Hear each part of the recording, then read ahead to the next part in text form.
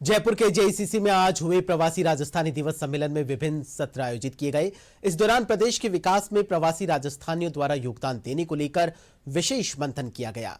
इस सम्मेलन में क्या कुछ खास रहा, इन सभी पर बातचीत करने के लिए स्टूडियो में हमारे साथ हमारे संवाददाता लक्ष्य आर्य मौजूद हैं, जो आज सुबह से ही प्रवासी राजस्थानी दिवस को लेकर क्या कुछ सम्मेलन में क्या कुछ हुआ उसको लगातार कवरेज कर रहे थे और इस वक्त हमारे साथ स्टूडियो में मौजूद है। आइए उनसे बात करते हैं। जी लक्ष्य, आज आप सुबह से ही प्रवासी राजस्थानी दिवस को लेकर लगातार जो मंथन किया गया, जो सम्मेलन जो किया गया उसको आप कवरेज कर रहे हैं, क्या कुछ विशेष रहा? देखिए विकास, जिस पर मुझे लगता है कि ये प्रवासी राजस्थान जो सम्मेलन है एक कार्यक्रम नहीं बल्कि अपने जड़ों से जुड़ने का महाउत्सव है।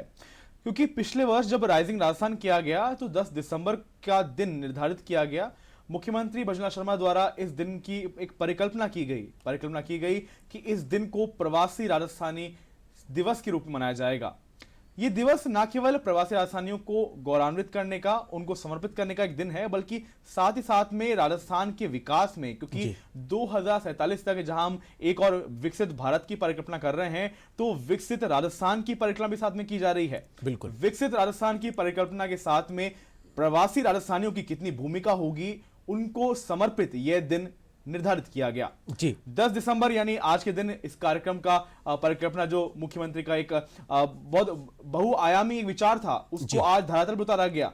जो विशेष है विकास यहाँ पे कि 35 लाख करोड़ रुपए के जो एमओयू राइजिंग राजस्थान के में किए गए, उनमें से 7 लाख करोड़ के एमओयू धरातल पे यानी ग्राउंड ब्रेकिंग उनकी हो चुकी थी, परंतु 1 लाख करोड़ यानी उनकी ग्राउंड ब्रेकिंग आज की गई। तो कुल हम देख सकते हैं कि एक साल के अंदर अंदर जो डबल इंजन की सरकार है, प्रदेश की सरकार है, इसने लगभग 25% जो ग्राउंड ब्रेकिंग है वो एक साल में कर दी है। बिल्कुल। अब यहां जो देखने वाली अहम बात है कि अगर हम पूर्ववर्ती सरकार की बात करें, जो गहलोत सरकार की बात थी, तो उनने जो इन्वेस्टमेंट जो समिट किया, जो आज जब प्रेस वार्ता हुई, विकास बताना चाहूंगा, तो जो एक प्रमुख मुद्दा था जिसपे जो उद्योग मंत्री हैं कर्नल राज्यवर्धन सिंह राठौड़ और जोगाराम पटेल जी, उन्होंने जो एक प्रमुख बिंदु रखा कि जब गहलोत सरकार ने समिट किया तो वो चौथे साल में किया, परंतु उन्होंने इस पे बड़ा जोर देते हुए बात कही कि जो प्रदेश की भजनलाल सरकार है, उन्होंने पहले ही साल में राइजिंग राजस्थान के नाम पे इन्वेस्टमेंट समिट किया और एक साल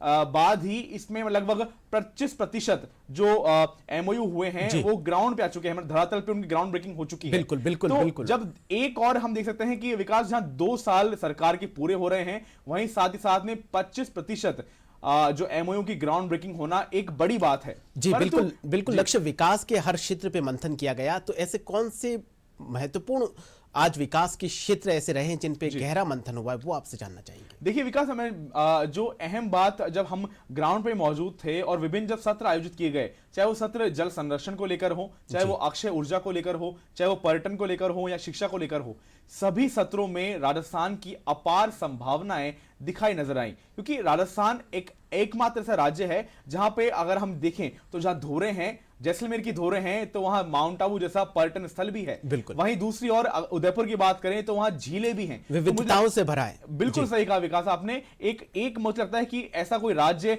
भारत ही नहीं बल्कि विश्व भर में कोई नहीं होगा जहां पे रेगिस्तान भी है तो झील भी है, जहां पे अगर हिल स्टेशन है तो वहां पे हाड़ौती जैसी हर एक क्षेत्र का अपना एक अलग अलग विशेष महत्व है। तो महत्व के साथ में जो अपार संभावनाएं हैं उन पे चर्चा की गई। वहीं जो प्रवासी राजस्थानी हैं वो न केवल उत्साहित नजर आए बल्कि गौरवान्वित भी नजर आए, क्योंकि अगर जो प्रवासी राजस्थानी लगातार साल दर साल, कई राजस्थानी ऐसे हैं जो विभिन्न कॉर्पोरेट से जुड़े हुए हैं, विभिन्न अपनी संस्थाओं से जुड़े हुए हैं, कोई विभिन्न व्यापार उद्योग से जुड़े हुए हैं, परंतु सीएसआर मॉडल के अंतर्गत वो लगातार राजस्थान की प्रगति में, राजस्थान के विकास में भूमिका तो निभा रहे थे, परंतु एक नींव की ईंट में भूमिका निभा रहे थे। परंतु अब जब प्रवासी राजस्थानी दिवस, या इसको इस तरह समझ सकते हैं कि जब उस व्यक्ति के भूमिका और उसके योगदान पे एक दिन निर्धारित किया जाए, तो न केवल गौरवान्वित महसूस करता है बल्कि इस महोत्सव के साथ साथ राजस्थान के विकास में नींव की ईंट के साथ में कंगूरा बनते भी नजर आएगा। बिल्कुल। पहले अप्रत्यक्ष रूप से जो प्रवासी भारतीय वो अपनी भूमिका निभा रहे थे, अब उनको एक ऐसा मंच मिला है जिस पर वो अपनी प्रत्यक्ष रूप से भागीदारी है